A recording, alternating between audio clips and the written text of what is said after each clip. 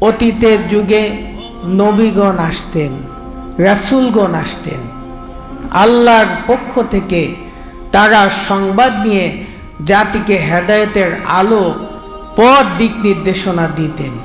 কিন্তু রাহমাতাল লিল আলামিনের আগমনের মধ্য দিয়ে নবুয়তের দরজা বন্ধ হয়ে গিয়েছে। আর কি কোনো নবী রাসূল আসবে?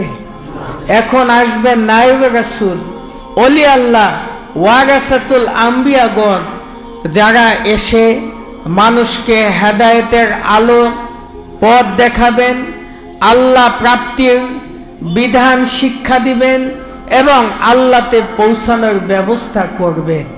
কি এমন আল্লাহর অলি বন্ধুগণ আসবে না আসবে না?